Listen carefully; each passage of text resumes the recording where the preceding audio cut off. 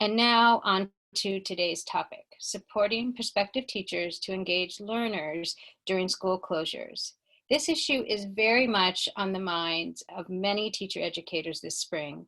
As schools have closed, teacher educators have been removed, student teachers have been removed from their field placements where they were developing their professional skills, identities, and relationships with young people. Teacher educators are needing to innovate to help their students engage with and support classroom teachers who are figuring out remote teaching themselves. For teacher educators who work with teachers of record, they may find themselves helping novice teachers explore new approaches while they're still mastering this complex craft. Importantly, these novice teachers are critical members of the teaching profession, but the scripts and structures for supporting their learning has been disrupted. That's why we have invited 3 experienced teacher educators to help us think about strategies and approaches for supporting novices through this time. Let me introduce them.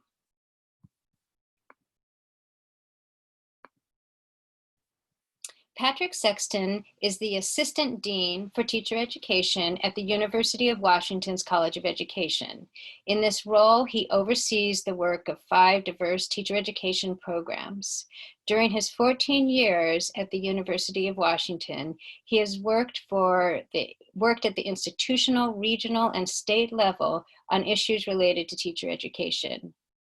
Within the state of Washington, he has been an outspoken voice for teacher education, leading the college's responses to proposed state legislation impacting educator preparation and general education issues. Additionally, he helped shape state legislative responses to a range of topics, including teacher shortages and the education of Washington's P through 12 students on issues of Native American sovereignty, culture, and peoples. I'm also excited to say that he will be joining Penn GSE as our new Executive Director of Teacher Education later this summer. Tanya Maloney is an assistant professor of teaching and learning of secondary education in the Department of Teaching and Learning at Montclair State University. She is co-director of the Newark Teacher Project, which prepares teachers for Newark Public Schools. She also co-coordinates the Critical Urban Speaker Series, which includes lectures by renowned scholars focusing on social and cultural issues influencing urban schools and communities. Previously, Tanya developed and directed Montclair State's Woodrow Wilson Teaching Fellowship Program, a residency program preparing math and science teachers for urban classrooms. Her areas of expertise include STEM education, teacher education, race, and critical pedagogy. John Pasquarella is an associate professor of clinical education at the Rossier School of Education and chief academic officer of K-12 Equity Leadership Academies for the USC Race and Equity Center at the University of Southern California. His research and practice sits at the intersection of teacher education and educational equity, and he has been a driving force behind the use of many innovative practices adopted by Rossier's teacher education program. Earlier this month, he authored an opinion piece in Education Week that had the subtitle, 7 Steps for Keeping Prospective Teachers in the Fold Remotely. Now on to our conversation. We have asked the panelists to speak to the following questions. What types of opportunities do prospective and pre-service teachers have to work with K-12 students during school closures? What types of challenges are you and pre-service teachers experiencing? And what strategies do you recommend to support pre-service teachers through these challenges? We'll begin with Patrick Sexton as our first panelist. So Patrick, you can turn on your camera. Great. And I'll advance to your first slide. Excellent. Let me know if you can't hear me, but I'm guessing we're good. Hi, everyone. I hope I'm going to be able to share with you something that might be of interest and certainly will be will resonate with you as we're all struggling with this, because I'm going to present, for the most part, a lot of struggles, because that's where we are. But in response to the first question about the opportunities that our students have to work, they really fall into two categories as we have been progressing. Those categories are without students, clearly, and with students. We've been doing a lot of investigation at the University of Washington about videos that we have, our own video libraries, videos that our students had created prior to the closing of schools, and what might there be to mine in looking at the practice that they had already taped. And then what videos do we need? What are we missing? Where are we in a program, and what kind of videos are called for? For example, almost all of my programs end in spring, but I have one program that everyone ends in winter, and I bring in a new group of students in spring. So this quarter, I've just brought in a new group of students, and the things that they need are not at all with the things that my finishers need. And so we're working with those different things. And when we look at videos or any of the rest of this, they really need different kinds of opportunities. We've been doing a lot of reflection on planning, right? How can we be planning? How can we refine the planning work that they're doing, and how do mentors interact with that planning? They have been participating with their grade bands and with their school teams, and figuring out the part of this work that is actually being part of the community, being part of that community of teachers at that school that's sort of suffering through this or finding their way through this together, right? And so they're learning a different aspect of being part of that community than we ever imagined that they would. And finally, without students, we're looking at virtual classrooms. We're looking at what opportunities we might have, and what are the cost benefits, and how long is this going to last, and all of the things that go along with those kinds of questions about using virtual classrooms. And we're looking at immersion in particular, and how might we use that. But then there are also opportunities with students, right?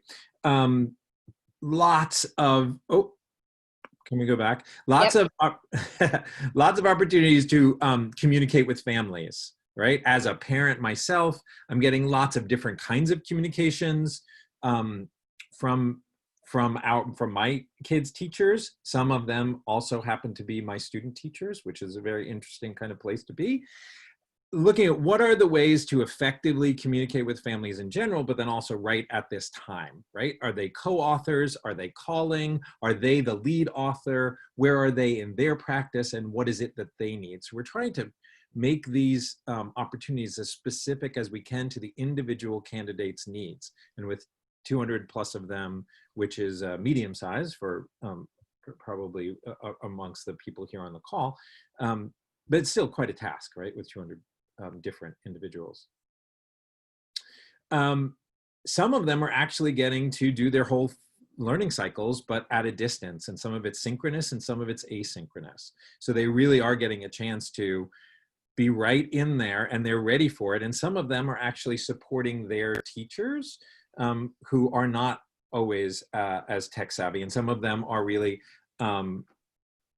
pairing, where the two of them are working the problem together. And as I'll talk later, we're having some other issues.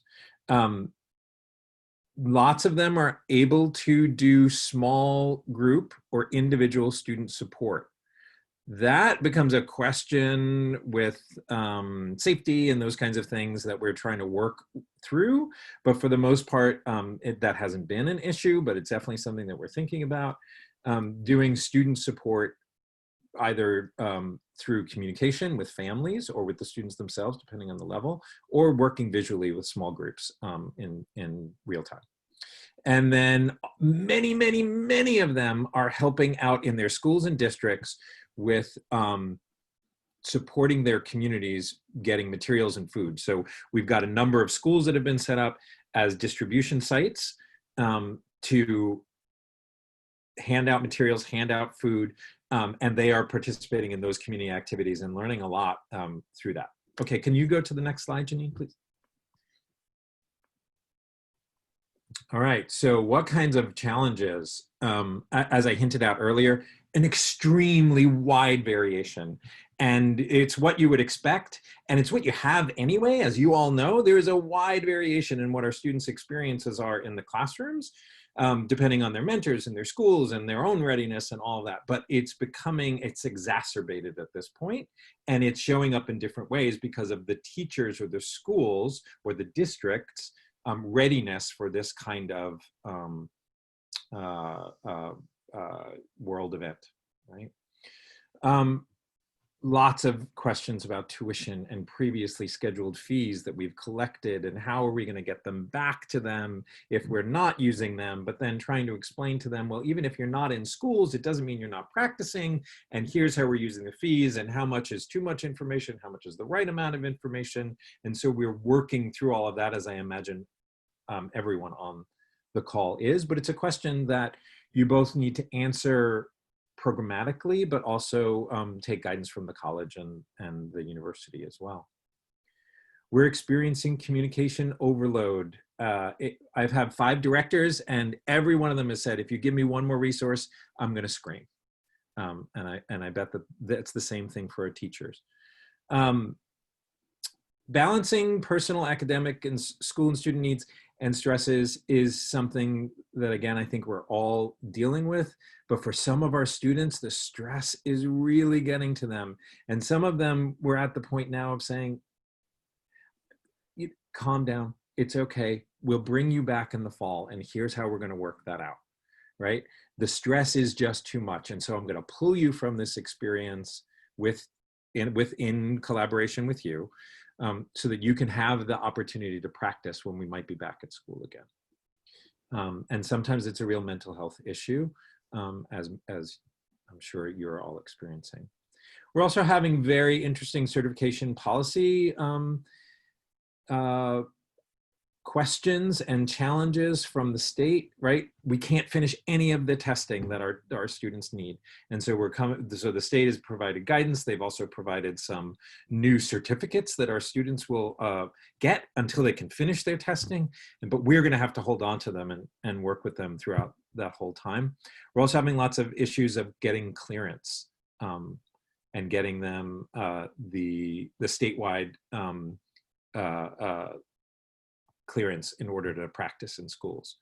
Can we advance to the next slide? I know I'm running out of time here. My advice, united fronts.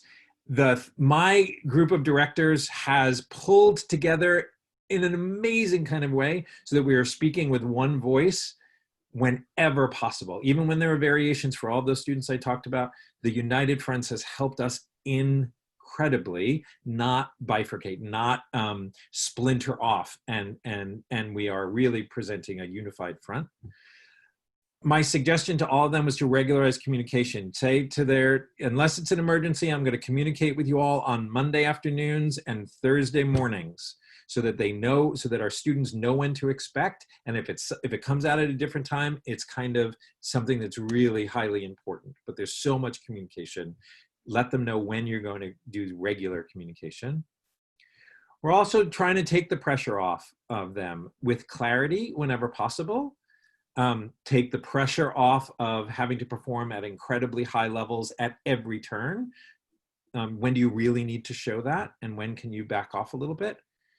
And balancing, holding high expectations for our students and what the work that they're going to do with their students. All right, I think I am at the end of my time, and even a little over.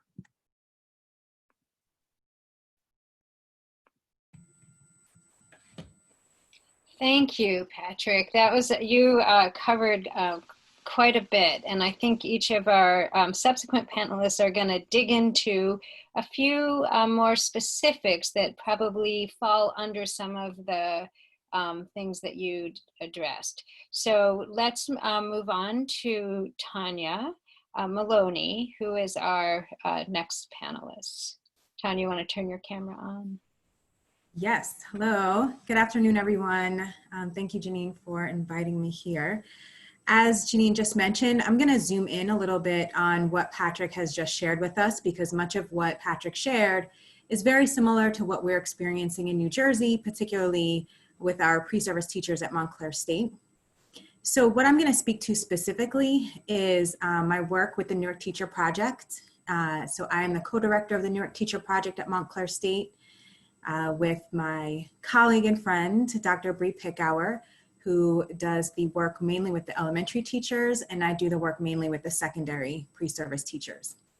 And the New York Teacher Project is a program that develops anti-racist and socially just teachers for Newark public schools and other urban schools. In the area, our teachers now are starting to interview and get jobs all over Newark, and that's really exciting to see right now. And so the 2 points that I'm going to speak to within this context of the New York Teacher Project is that we are supporting our pre-service teachers through modeling and then also through virtual coaching. And so you'll see how these build off of what Patrick just shared with us. And I'm going to start by talking about how in the New York Teacher Project and in other classes that I'm teaching and other programs, how we are modeling for our pre-service teachers, how they might continue to engage their learners in this new, virtual world that we're living in now.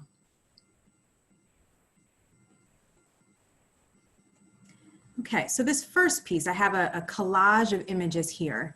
And so this first piece really speaks to when Patrick was talking about some of the synchronous learning. And so much of the learning that we are engaging in with our own pre-service teachers is synchronous. We meet with them weekly and continue to have class at the same time of the week, but obviously it looks very different. Now, what doesn't look different are our goals for the program, right? We are continuing to prepare teachers for urban classrooms. We have the very similar goals in our classes, but how we engage obviously looks very different. And so what I'm going to share are some of the techniques that we've started to develop to continue to engage our students, our pre-service teachers, in hopes that they will think about how they are engaging their own learners. And so we see this as a way to model how they're continuing to have engaging classrooms, even in a virtual space.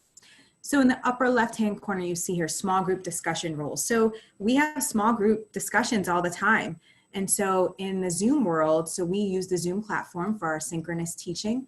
We have a lot of time where students are in breakout sessions. And so we give them roles and tasks and find ways for them to think about how are they bringing some of what they discussed into the larger group, right? If you can imagine, it's very challenging to have classrooms of say 25 students or even 15 students without some direction. And so we see that having some of these roles, much like what we would do in a classroom, in a face-to-face classroom, we see them really working in the online setting.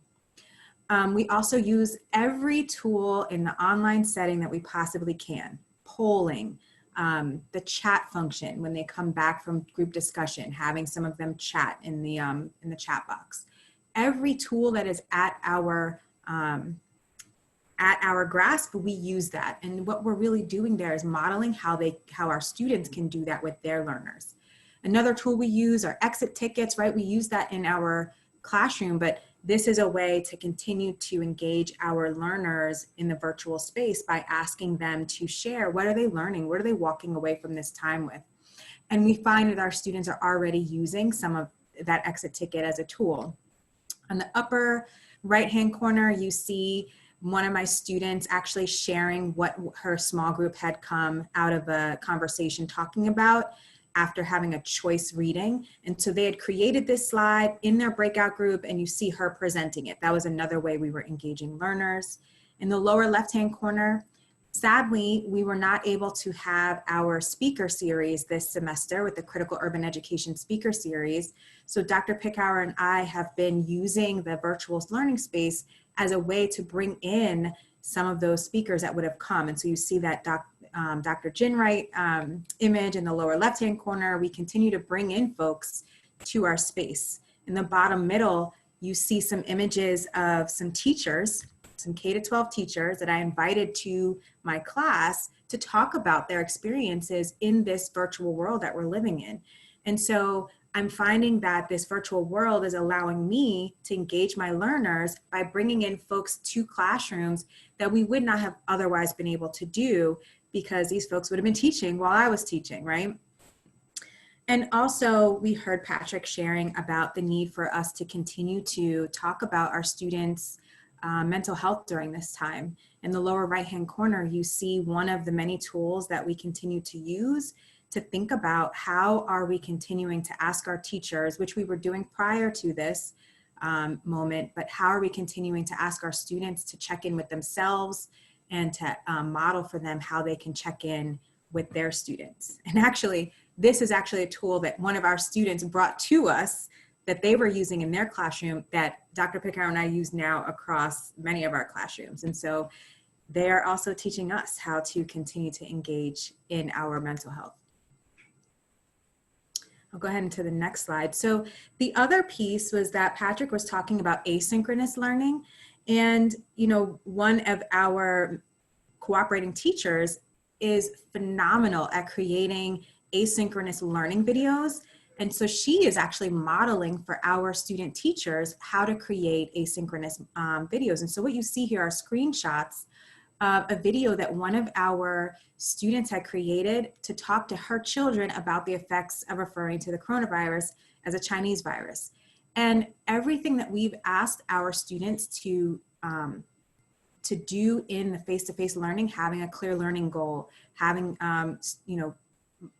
focusing on particular vocabulary words, asking students to make predictions, right? She's doing that in this asynchronous space. And this video was so professional. I was so proud of our student for creating this. She had moments where she would have the students stop and jot down notes, jot down predictions.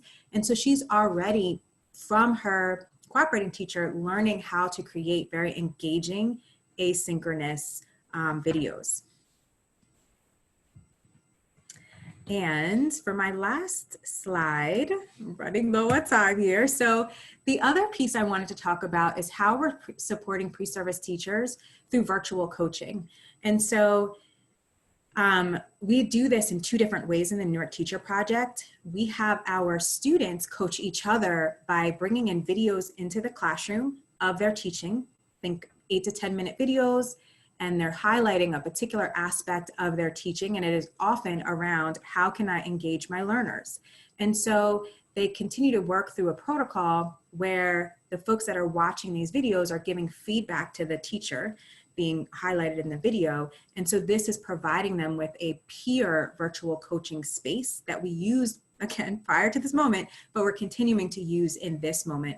And so this is helping them develop their skills around how they can be more engaging in this space. The final piece here is our virtual coaching that we use through the street team. I see a bunch of folks are on the call right now from the mentoring program at the University of Pennsylvania, and I was once very involved in the mentoring program.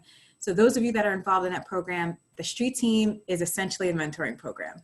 And so the street team are folks that go out to observe our student teachers and provide coaching, right? That support, supervision support.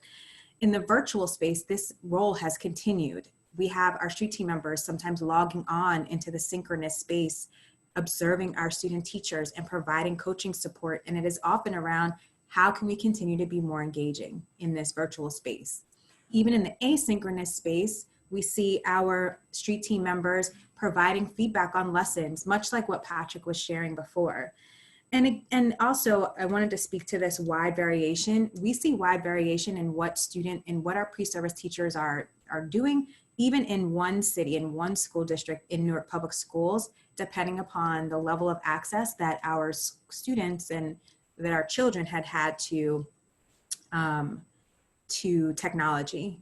And, you know, I have one quote from a teacher that is currently teaching that says that she is now working more than ever because she's now responding to students all times of the day, right? They're no longer on this structured schedule. And so asynchronous learning means that she's always on. And so that's a challenge that we're continuing to face as well. So thank you.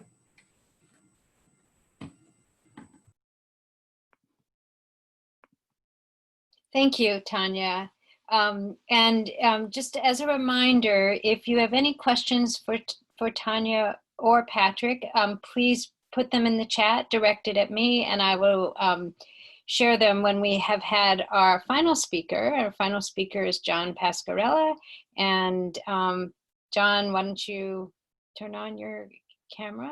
And do you mind? I'll just leave Tanya's slide up since you're not going to use slides. Is that okay? No problem. Thank you, Janine. Hello, everyone. And thank you to Janine and the team at Penn GSE's Collaboratory for Teacher Education for organizing this virtual gathering. It's an honor to join Tanya and Patrick on this panel, and I hope that I can offer some additional insights you might find useful without being too redundant. So, over the last 6 weeks, the decisions about school closures, distance learning, and student teaching have occurred in your state, usually through a patchwork of federal, state, and district communications.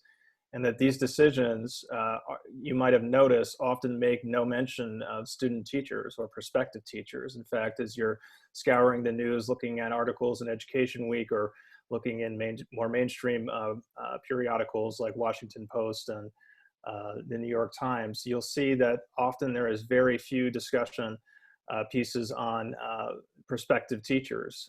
Some of these pieces have started to pop up. What teacher education programs have experienced through the last 6 weeks have often been mixed results. And you heard some of this, I think, in Patrick's discussion in the beginning.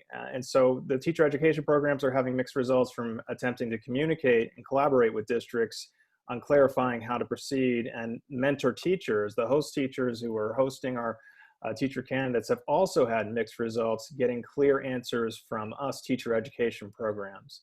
And so as a result, these circumstances have really sidelined many promising student teachers, and leaving mentor teachers ultimately to figure out much of this on their own.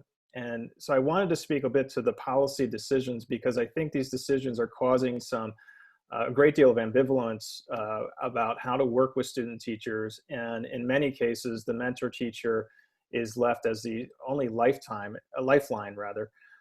in order to get these matters sorted out. And so rather than holding them off, I think that school leaders and school teacher education programs could be working together differently to ensure that teachers are able to continue mentoring teacher candidates through these school closures, which could, of course, continue into the fall semester.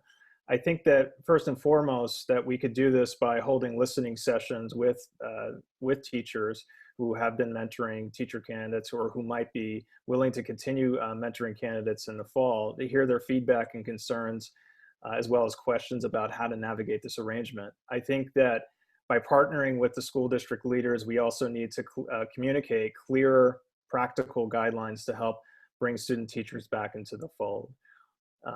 And I think although that this issue has been underreported in the mainstream and education news, student teachers have also lost their classroom community and these connections to their students during the school closures. They're also feeling the pain and the distance and concerns about their students. And as I've worked with our student teachers here at USC, who happen to be all over the country, on the East Coast and the Midwest, overseas as well, in our online teacher education program, they are certainly feeling the pain of being disconnected to their students, as well as sharing the concerns about students and parents and caregivers who have been unreachable during this crisis. As teacher educators who are navigating these interactions with teacher candidates, we also need to be empathetic to the mentor teachers' stress levels in our communication with them. At times when we find that our mentor teachers are not as responsive as we had hoped they would have been, we need to have some empathy for the conditions and the stress that they're experiencing, as well as work with them to empathize with the emotions that our student teacher is experiencing and navigating, and attempting to complete their fieldwork successfully and work with their guiding teachers or host teachers. I think as teacher educators as well, we need to be more explicit about what the student teacher needs in order to be reconnected and successful. I think sometimes that is somewhat unclear, or we're attempting to also navigate the murkiness of not seeing clear guidelines from a policy level being communicated, as well as if we're working with various different school districts and how those individual districts are responding, where the teacher education leadership and the education school leadership can be working with those districts more closely and coming up with clear guidelines as to how to navigate those relationships, again, to make sure that our prospective teachers are more successful in serving the needs of the students in those school placement contexts. I think that for those of us that have been teaching online for many years, I know here at USC, most of our teacher education faculty have been teaching using Zoom, using Adobe Connect Pro video conferencing software for over 10 years. And I think that we can respectfully and humbly offer our support in these situations to our mentor teachers. Support that sometimes may feel, as Patrick alluded to earlier, somewhat overwhelming because so many resources are being sort of communicated to so many teachers as well as university faculty. I think those of us with more online experience could be generously offering time to support, one-on-one support with the teacher candidates and their mentor teachers if possible, making those arrangements as we continue to supervise and offer support during the teacher candidate experience of student teaching. And then I'll go on. I have about 2 more minutes left, so I'll talk more about the third question in terms of strategies that I would recommend to support pre-service teachers. And I would say that, you know, the vast majority of teacher candidates in our program have engaged in a wide range of digital learning tasks and facilitated all kinds of collaborative teamwork online and used video conference software. And some of the wonderful ways that Tanya just provided us in her expose of what they've been doing with teacher candidates.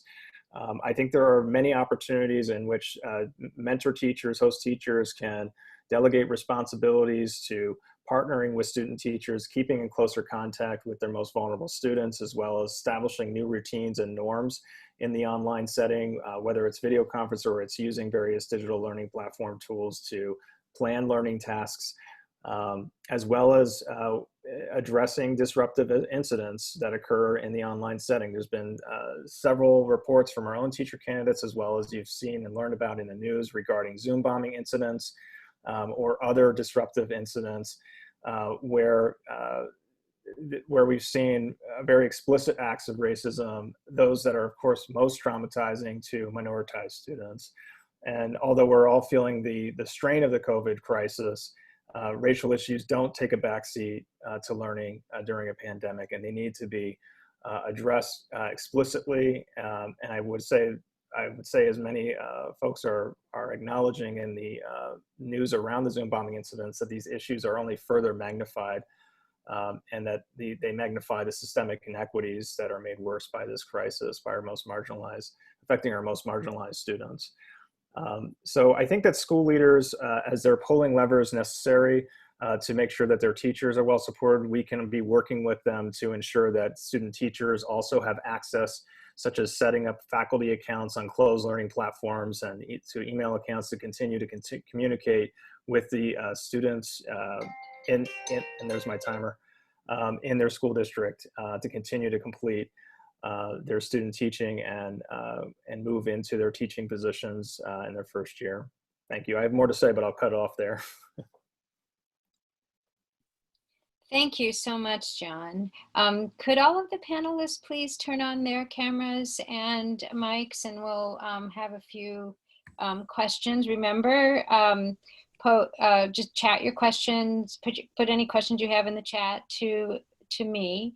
I'm going to start with a question that kind of takes something that I received, but also builds on it a little bit. So I feel like I'm seeing a real difference in what teacher education programs are able to do based on the relationships that are already set up. And I'm wondering what each of you is learning about, maybe retrospectively, what kinds of systems, infrastructure, relationships need to be in place to make the role of pre-service teachers part of the mix in this kind of situation. Now, obviously, it's a little bit late. However, we still have, maybe we can think about how we can set those kinds of relationships up as we move forward. Does someone want to start? So, Sure. Go ahead, Tanya. So Janine, just as a clarification, so I heard the word relationships, and I'm assuming that you mean relationships between teacher education programs and school districts? I mean, I think that's one of them, and I think that, and with teachers, I think our mechanism for the relationships historically has been the school in the classroom, the physical school in the classroom, and so it seems like we don't have these other. In many cases, we're finding that we don't have the sort of deeper relationships to build on and create other opportunities and ways that our student teachers can provide support and be involved. Yeah, I mean, so the first thing I was thinking about was how important it has been that Montclair State has such a deep relationship with Newark Public Schools, with the teachers, with the principals, and then also with all of the folks that we have involved in our program, right? I had mentioned the street team members, that because of the deep relationships that, say, me and the co-director of the Newark Teacher Project have with the teachers and the principals, we are able to leverage those relationships to be able to talk about, well, what is possible in this space? How can our student teachers continue to be continue to learn and engage parents and engage students, and that I feel like we have a really good pulse on what's happening. And also, you know, this is the time that we start to talk about next year. And I think that that's also a bit of a challenge, but it is because we already have such deep relationships with schools, with principals, that we can reach out to folks. And it's not that we are trying to develop a relationship in this moment, that we are building off of that relationship. And there's a bunch of other ways in which I feel like we're benefiting from those relationships. But I think also this synchronous learning space would not have been as productive, I guess, if we didn't already have such strong relationships with our students. I do wonder what this will look like should we find ourselves having to develop new relationships with students in the fall. Yeah, then another question for another panel. Patrick, what were you going to say? Just I'll say two things quickly. Just to, the program my program that's having the most success at doing this is the one that has the strongest relationships with its mentors.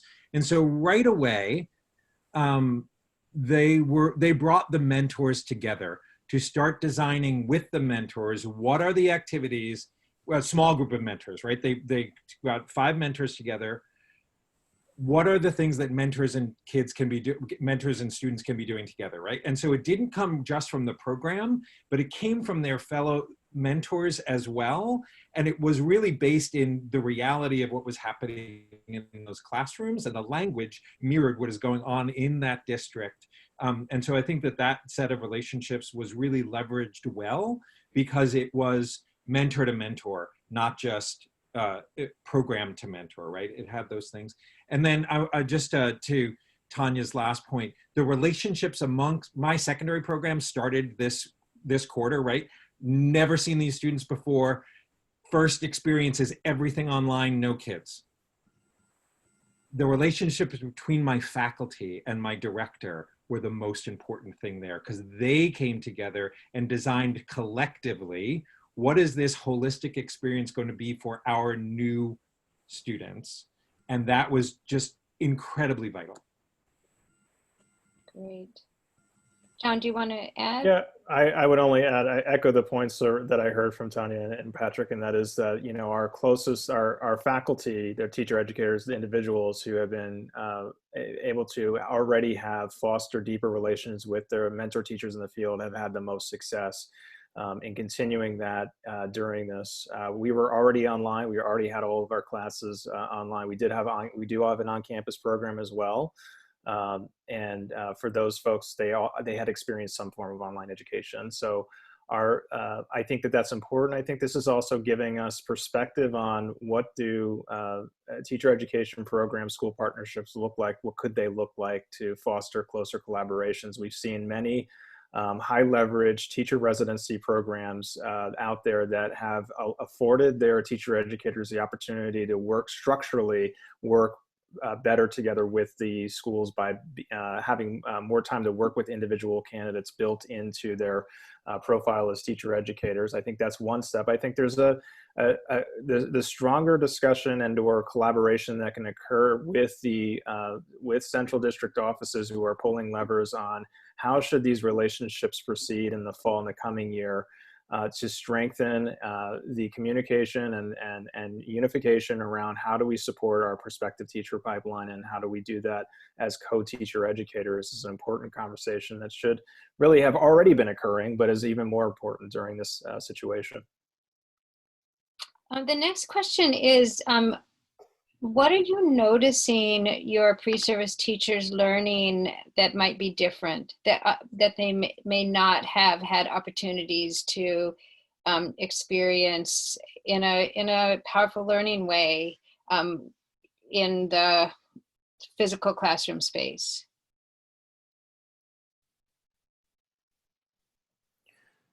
I would say that our candidates who are already using digital platforms like Google Education, Google Classroom, and Canvas and other technologies already in the brick and mortar setting had more of a seamless transition to their students participating. However, we're seeing the socioeconomic disparities playing themselves out. Our students who are most unreachable are those students who already demonstrated issues related to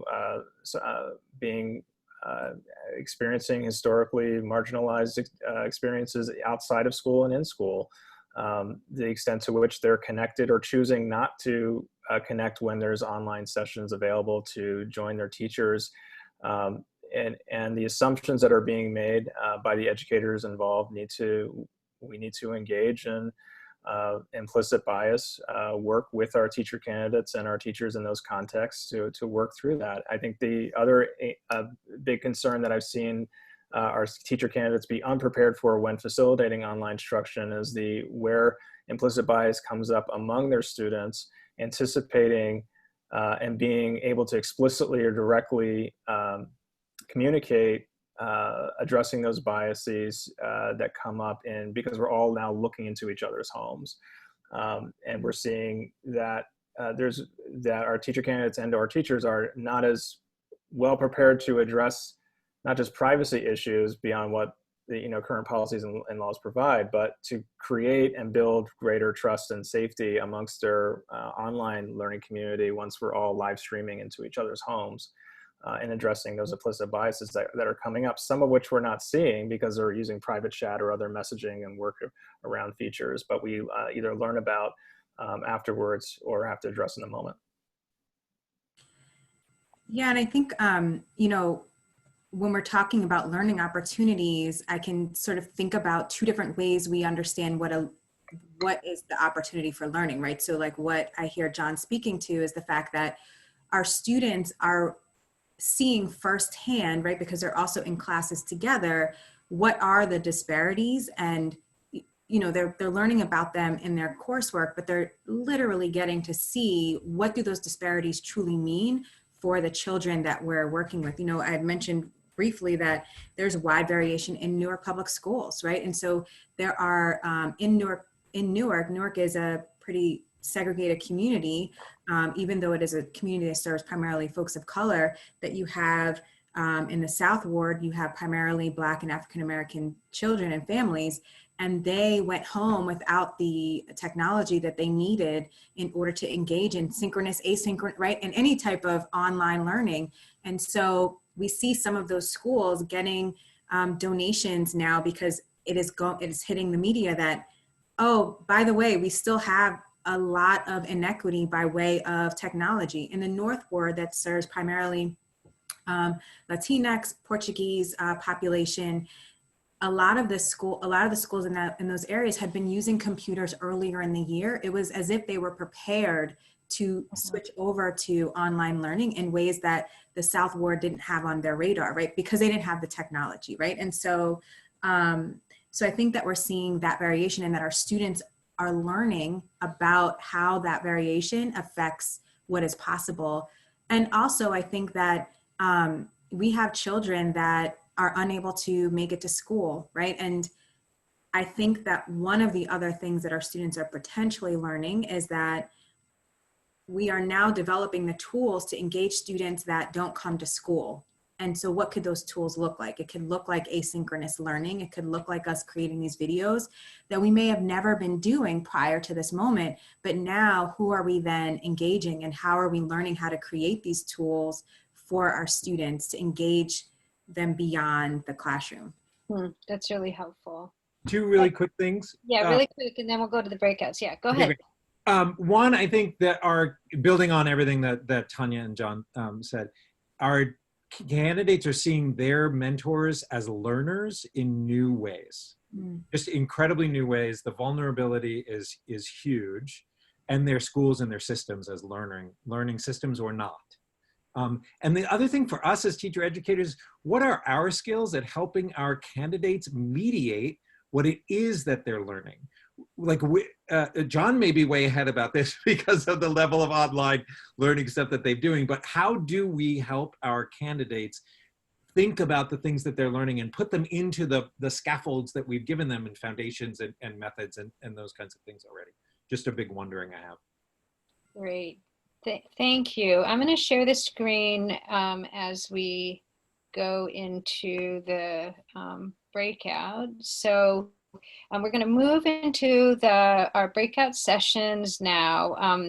I feel like you've given us so much to think about, and I suspect other people have other ideas as well. And so in the breakout time, we'd like you to think about these two questions that are on the slide. How can you apply what you heard from the panelists to your context, your teacher education practices, and what other strategies have you used to support prospective teachers engage learners during school closures?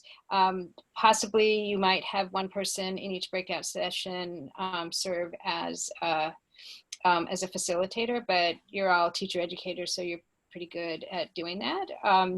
We are not going to come back because we only have about 10 minutes. And so at 4 o'clock, we'll just broadcast a message to all the breakout rooms, and you can just leave the Zoom call from there. They're in the chat. I think Nicole or Taylor, Nicole has just put a link in the chat to a feedback form that we would very much appreciate you filling it out to give us some feedback on how today went and to share anything you learned from today's session. So at this point, I think Nicole is going to put us into breakout rooms. Oh, and then I also just want to say that if anything that happens in the breakout room, if anything makes you uncomfortable, you can come back to the main room just by clicking on leave breakout room. Thank you so much. I learned a lot from hearing from all of you.